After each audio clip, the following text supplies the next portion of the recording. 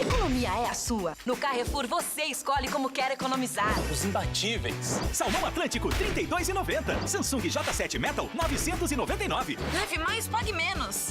Todos os cafés, 50% na segunda unidade com o cartão Carrefour. Cervejas Skol Lata, 50% no segundo pack. Lasanhas, pizzas e hambúrgueres, 50% na segunda unidade. Móveis e colchões, 20% de desconto. E ganhe cupons para a próxima compra.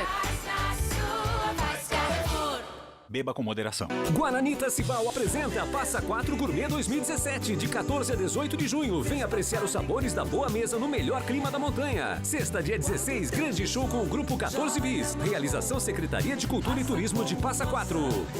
O que você faria pelo seu filho? Se a resposta é tudo, saiba que é exatamente isso que a CEPAC Jacareí faz por mais de 150 adultos e crianças que necessitam de cuidados especiais de profissionais a vida toda. E para continuar esse lindo trabalho, o CEPAC precisa de você. Acesse agora cepaconline.org.br e faça sua doação. Quando você ajuda...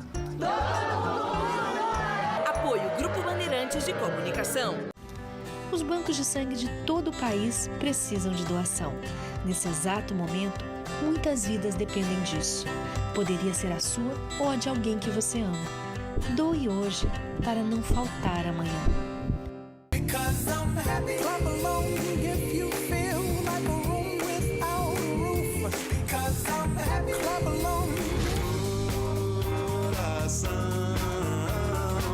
Trabalha como uma bússola.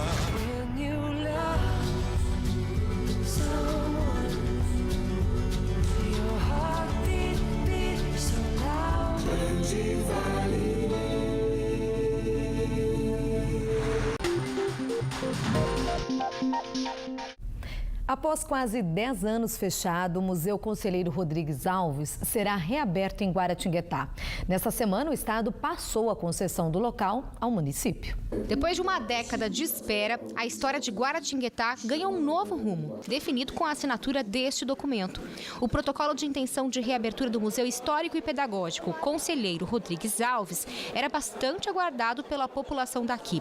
Durante muito tempo, esse patrimônio, tombado pelo CONDEFAT e pelo IFAM, com importância histórica reconhecida, ficou fechado. O prédio, construído em meados do século XIX, deve reabrir as portas no dia 7 de julho, depois de um acordo entre o governo do estado e a prefeitura. Nós vamos em busca de parcerias através de leis de incentivo, né? Nós temos as leis de incentivo, Lei Rouanet, que existe muito incentivo à cultura.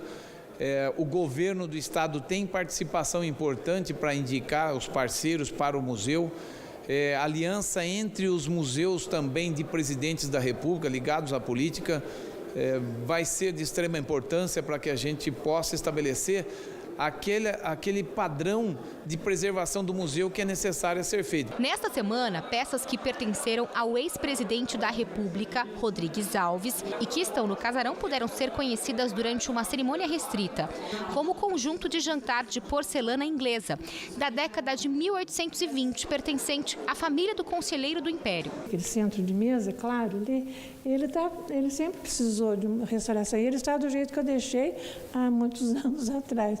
O trabalho que foi feito agora, recente, foi de colocar novamente essas peças à disposição, com iluminação, com a disposição correta, e pequenos ajustes agora serão feitos de hoje até o dia 7, para que o museu seja plenamente aberto para toda a população. 1.600 peças que marcaram a vida do conselheiro Rodrigues Alves, governante de São Paulo por 3 vezes, eleito outras 2 presidente da República, ficaram fechadas no casarão em que viveu com a família.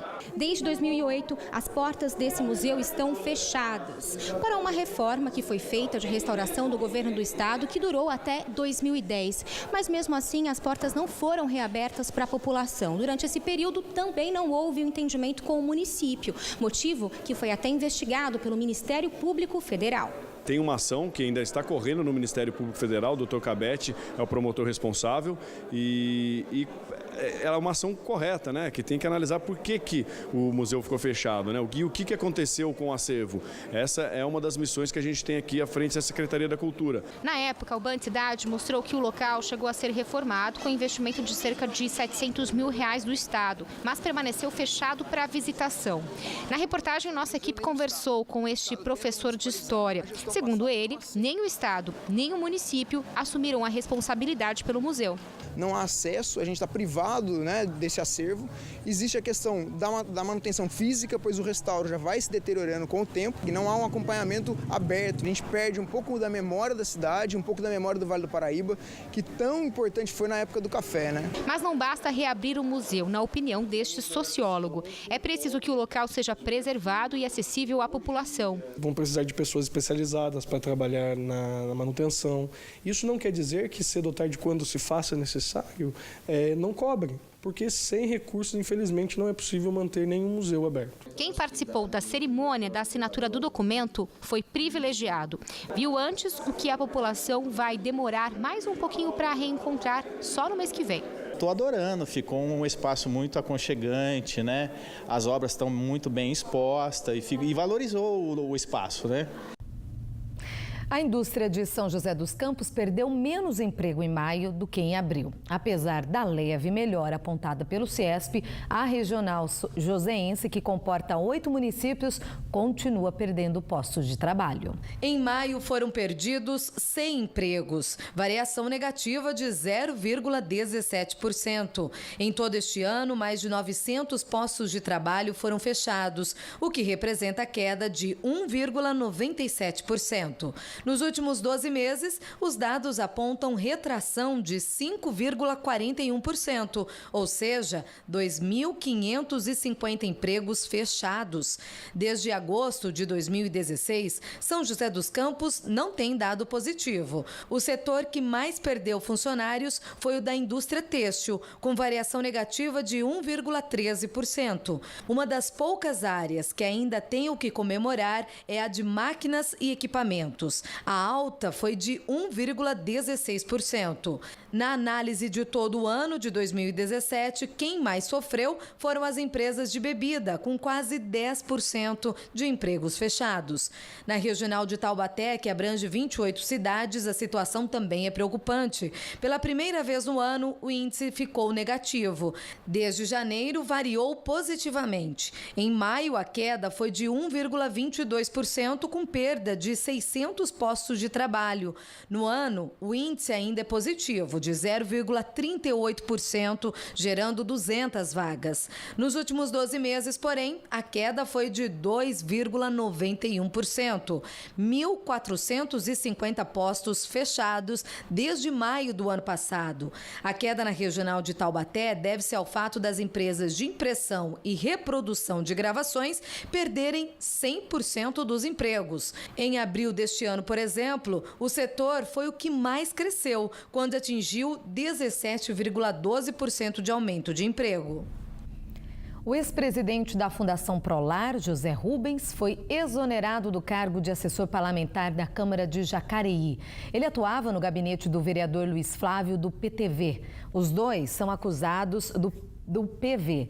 Os dois são investigados pelo Legislativo e Ministério Público por supostas irregularidades em contratos feitos pela Fundação, quando eram presidentes da entidade em 2016. Não conseguimos contato com o vereador e nem com o agora ex-assessor. É Luiz Flávio, do PT. Uma briga numa casa de shows de Caçapava terminou com 2 mortes na madrugada. Um menor de idade com passagem por tráfico foi baleado por um homem de 26 anos. Um policial militar que estava à paisana tentou render o atirador, mas ele reagiu, foi baleado e também morreu no local. Pela manhã, a movimentação de viaturas era intensa na casa de shows em Caçapava. Do lado de fora, próximo à bilheteria, estava o corpo do adolescente de 17 anos. Ele foi baleado 2 vezes no peito quando saía do estabelecimento, por volta de 4h30 da manhã. Muito abalada, a namorada dele acompanhou de perto o trabalho da perícia.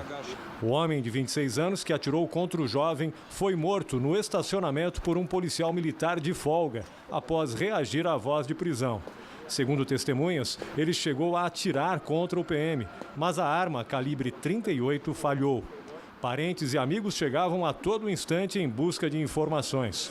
O delegado de Caçapava foi até o local, mas saiu sem falar com a imprensa. Em nota, a direção da casa de shows lamentou o ocorrido. Disse que a confusão foi provocada por 4 rivais de cidades vizinhas e que logo após os disparos, os presentes saíram sem tumulto pela porta lateral. O estabelecimento também informou que colabora com as investigações. Segundo a PM, uma briga teria motivado o crime. O atirador e mais 4 amigos foram retirados pelos seguranças. Após os disparos, eles fugiram, mas 2 foram detidos e levados para a delegacia. Ainda segundo a Polícia Militar, o menor tinha passagens por tráfico de drogas.